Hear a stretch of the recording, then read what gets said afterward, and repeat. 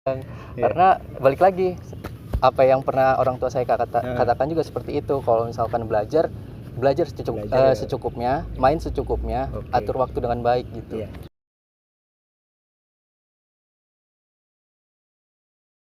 Ya, kali ini kita bertemu dengan Sanaya ya. Ya Pak. Dia untuk tahun ini juara 1 tingkat kota bidang Cipta puisi dan ekonomi. Oh, Alhamdulillah. ya alhamdulillah ya. Yang saya tanyakan ya, tahun kemarin juga ekonomi ya? Iya betul Pak, Iya. kemarin ekonomi. Tahun kemarin ekonomi. Kenapa ya di ekonomi? Masalahnya kan dia di IPA ya. Kamu dari IPA kan ya? Dari IPA betul. Kelas 11 IPA. IPA IPA 1. 1. Oh. Kenapa lebih memilih ekonomi ketimbang kan ada fisika, matematika lebih IPA banget gitu loh. Iya. Sebenarnya waktu kelas 10 itu kan kebetulan mata pelajaran peminatannya adalah ekonomi ya. Ya. Ketika itu ada beberapa mata pelajaran IPA yang memang saya kurang minati, seperti halnya fisika, kemudian kimia waktu kelas 10 kemarin. Oh iya. Nah, ketika saya belajar ekonomi tersebut, saya merasa bahwasannya, oh ekonomi ini seperti ini, Iya. dan relate banget sama kehidupan gitu Pak.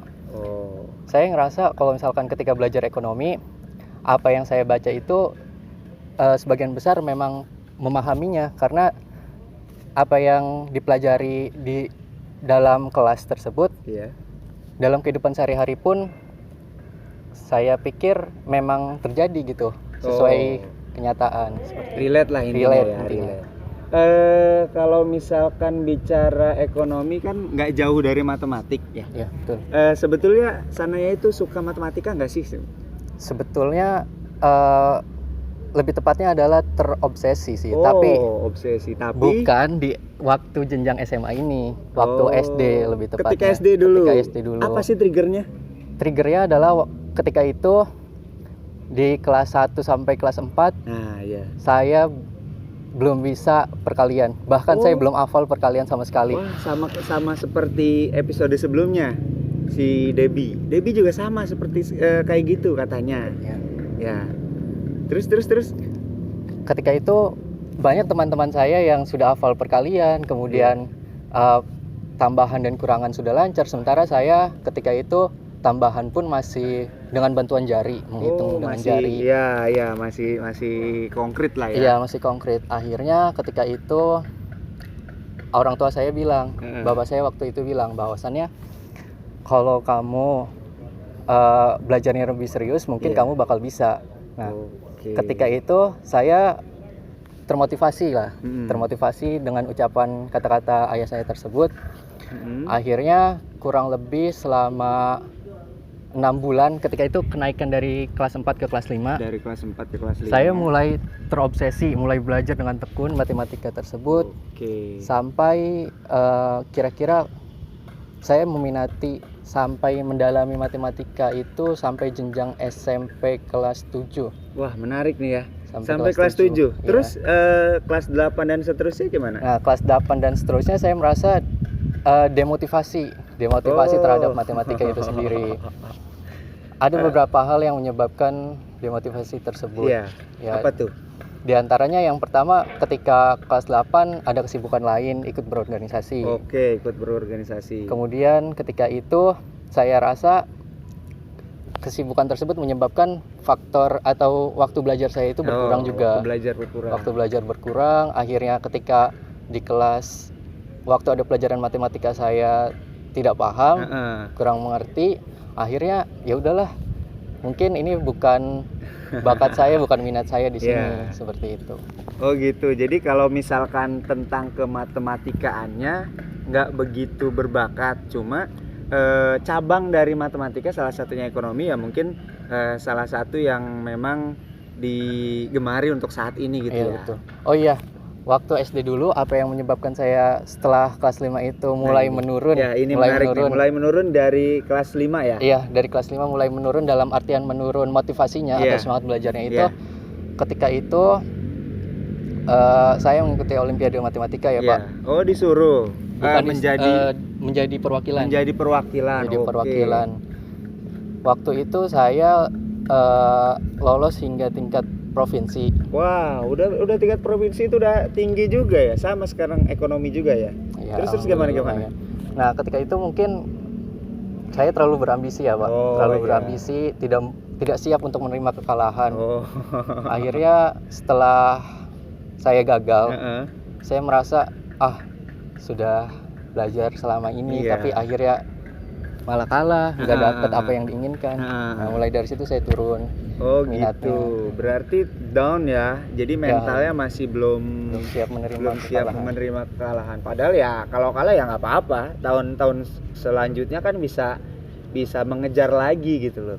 Dari kekalahan tersebut. Ya, ayah saya juga bilangnya seperti itu. Ya karena masih kecil kan ya, masih belum mengerti lah. Berarti bagus dong motivasinya dari kecil.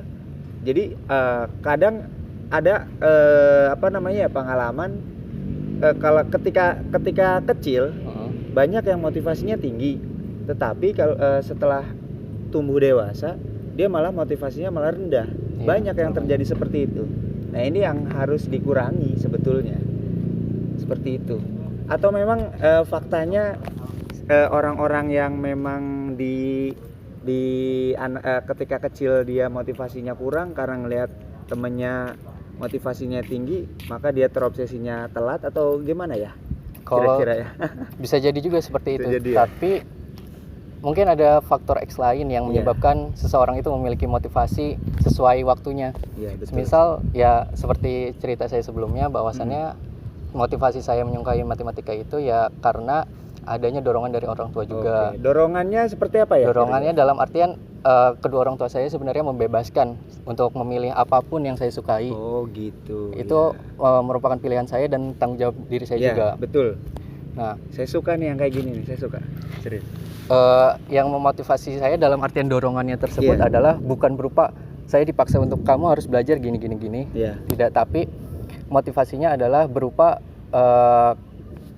kata-kata dalam artian semisal saya sedang berleha-leha, sedang down, dilihat orang tua saya kayak bermalas-malasan, akhirnya saya sering dinasehati bahwasannya kalau misalkan kamu kayak gini aja, gak mungkin apa yang kamu inginkan tercapai. Seperti itu. Berarti cuma ngasih motivasi dengan ada yang biasa aja gitu ya, ngasih motivasinya nggak begitu tinggi. Kadang ada juga, balik lagi di episode sebelumnya juga ada Debbie, dia itu katanya harus dilecut dulu. Atau bahkan kalau di episode 1 Marisa, dia harus disuruh les dulu sampai dia ada drama nangis-nangisnya katanya kan. Lalu akhirnya ketika dewasa, oh iya ya ternyata orang tua saya menyuruh saya les itu banyak sekali manfaatnya gitu kan. Ada yang seperti itu. Tapi saya gimana ya? Ini kan like or dislike ya. Menurut saya saya lebih seneng, tergantung karakter orang lagi juga sih. Menurut saya lebih seneng cara mendidik dari orang tua sanaya ini. Mudah-mudahan kalau saya nanti punya anak, saya akan coba menerapkan ini. Saya memang sangat menarik banget kalau misalkan ngomongin pendidikan anak yang seperti itu, yang tidak memaksakan. Sama saya orangnya pengennya dibebaskan, tetapi orang tua saya yang memang ya menuntut gitu kan. Di episode sebelumnya juga sama, ada Debbie juga sama seperti itu. Dia maunya bebas tapi orang tua menuntut, jadi untungnya nggak kacau gitu kan ya. Jadi ya psikologisnya seperti itu. Kalau saya pun sebagai anak ya Pak, merasa ketika orang tua saya menerapkan pendidikannya seperti itu, saya pun merasa tidak ada beban sama sekali. Kan? Tidak ada beban, kemudian apa yang saya inginkan itu bisa saya peroleh sesuai apa yang saya mau gitu ya Pak. Dan kalau menurut saya pun ketika orang tua tidak menekan anaknya, anaknya itu lebih bisa untuk berkreasi. Lebih kreatif juga, sehingga dia bisa mengembangkan dirinya sendiri. Tapi masih dalam pengawasan orang tua tentunya. Orang tua hanya sekedar mengawasi, bukan untuk menekankan bahwa cita-cita orang tua ya udah cukup terputus gitu kan. Anak-anak ya punya cita-cita sendiri gitu kan ya. Pak. Seperti itu sebetulnya. Tapi tergantung dari si kepribadian anak itu sendiri. Kadang kalau misalkan anaknya nggak bisa untuk dibuat santai atau dibuat bebas, ya orang tua harus ini juga sih, harus menekan juga. Iya, betul. Ada juga yang kayak gitu. Berarti orang tua Sanaya dengan Sanaya ini sendiri klop ya, cocok ya. Ada yang nggak klop ya. Salah satu contohnya saya sendiri, saya nggak klop, saya maunya santai atau dibebaskan, tetapi orang tua saya memang ya semua juga prinsipnya baik ya orang tua, cuma ya harus melihat karakter anaknya, apakah dia bagus untuk dibuat santai atau bagus untuk dikerasin gitu kan. Ya seperti itu. Pertanyaan yang selanjutnya, Sanaya punya hobi lain nggak sih? Oh iya, saya punya hobi lain. Untuk hobi saya saat ini ya Pak, untuk saat ini adalah membaca novel. Membaca novel yang paling sering ya novel dalam temanya itu ya romansa. Biasalah anak muda ya Pak. Anak muda, romansa. Terus selain membaca novel, bermain game online juga. Bermain game saya juga masih seneng bermain game online. Tapi menurut Sanaya sendiri dari hobi itu apakah masuk ke dalam, kan kalau misalkan ngomongin ekonomi kan relate banget dalam kehidupan. Nah kira-kira yang Sanaya seneng sekarang, entah itu game online atau membaca novel, relate juga nggak dengan dengan kebalik ya, pembelajaran dengan apa yang disenangi sekarang kayak game online atau novel itu sendiri? Kalau berkaitan dengan pelajaran ya Pak, betul. Kalau untuk berkaitan dengan pelajaran, saya rasa ya kedua hobi tersebut tidak berkaitan. Justru malah salah satu hobi saya yaitu membaca novel berkaitannya dengan pelajaran bahasa Indonesia mungkin ya Pak. Mungkin seperti itu ya.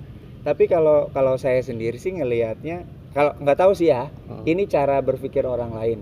Kalau saya sendiri, setiap yang kita lakukan itu pasti ada kaitannya. Ya. Jadi waktu itu saya udah pernah cerita di episode sebelumnya sih sebetulnya.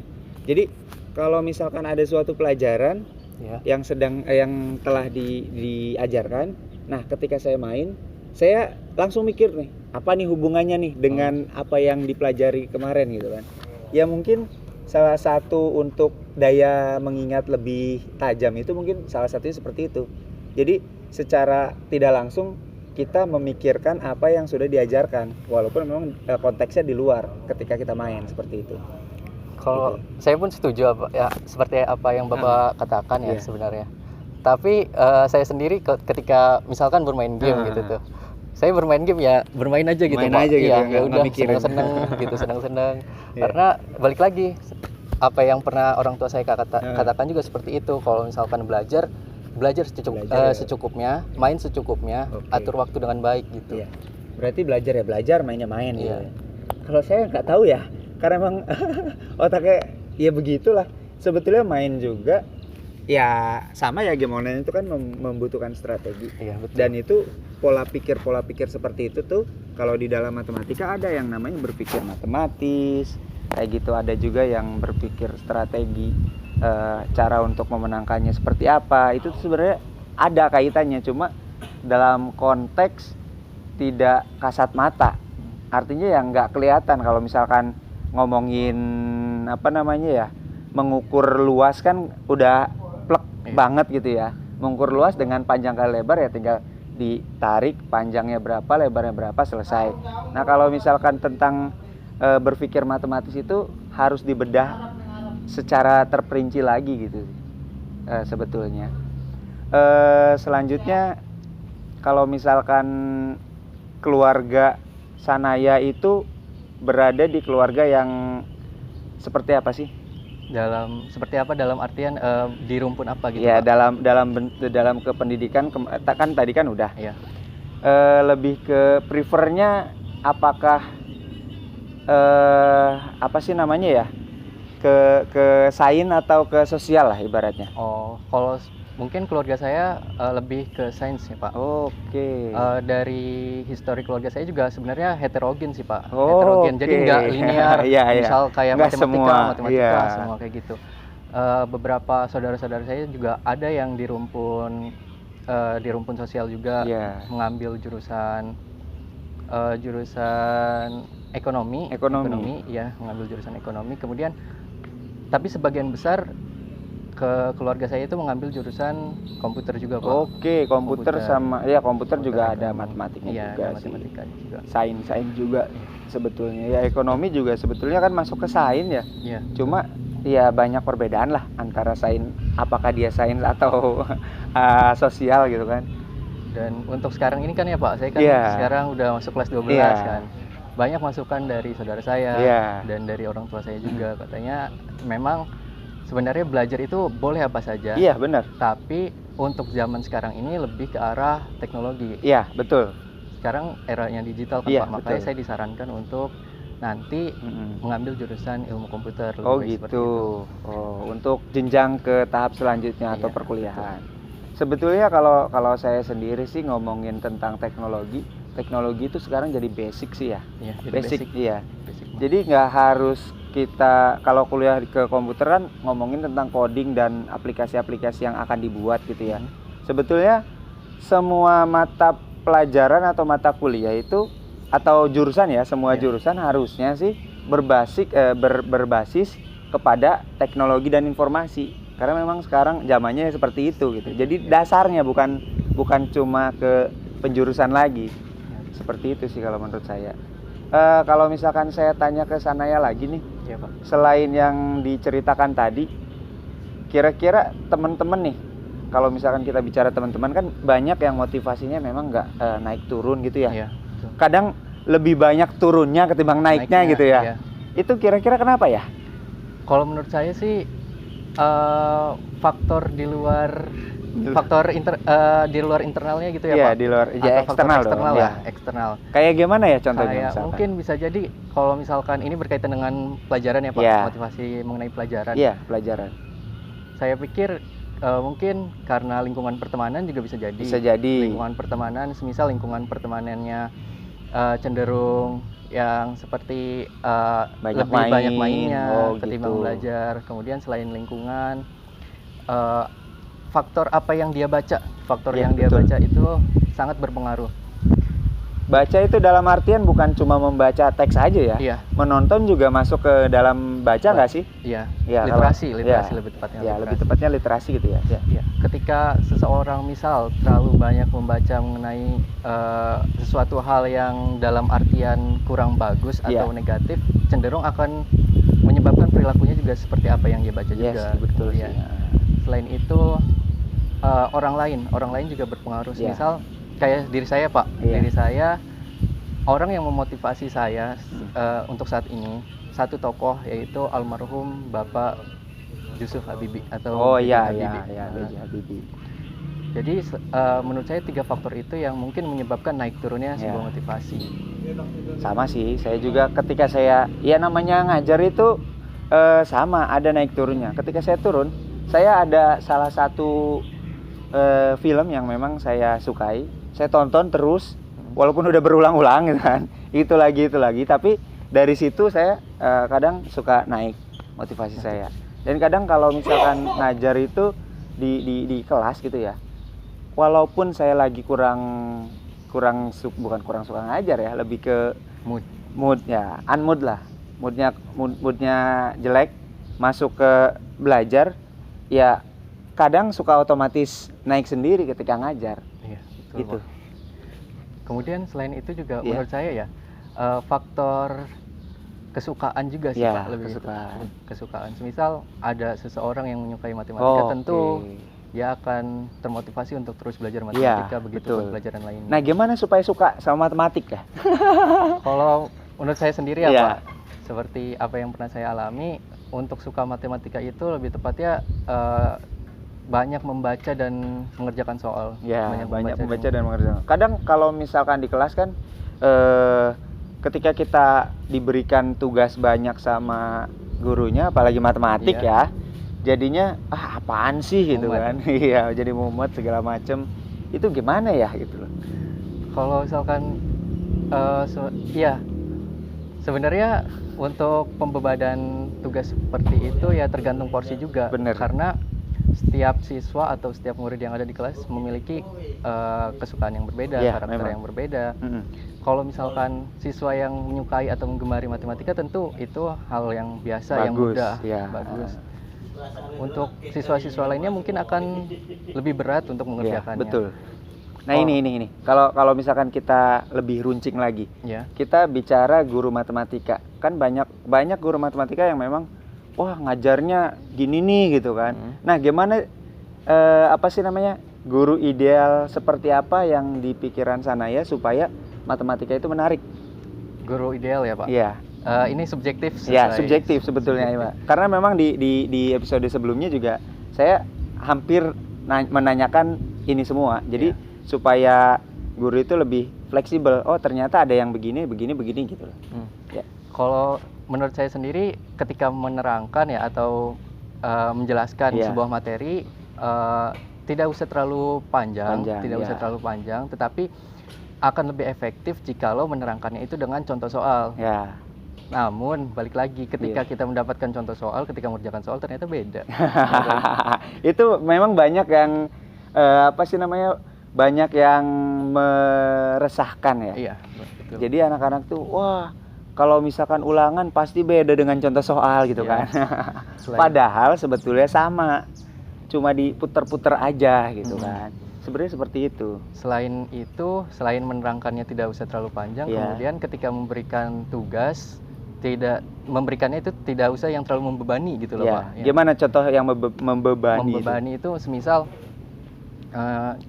ada suatu mata pelajaran gitu ya Pak. Misal kita kan sekarang lagi membicarakan matematika. Ketika seorang guru memberikan tugas, misal memberikan tugasnya itu langsung banyak. Misal dengan waktu yang singkat. Misal kita dikasih soal 20 atau 30, dikasih waktu 1 jam. Nggak mungkin. Apalagi dengan kondisi yang seperti sekarang, kita belajar di rumah, banyak yang mendistract gitu ya Pak. Banyak yang mengganggu pikiran, seperti ketika belajar kita bermalas-malasan sambil tiduran, bisa jadi itu yang menurut saya guru yang ideal ya. Berarti yang memiliki yang punya perbandingan porsi yang balance antara si waktu pengerjaan dengan banyaknya tugas ya, atau banyaknya beban tugas kali ya. Oke, mungkin ini saja ya. Sampai jumpa di episode selanjutnya. Cukup sekian.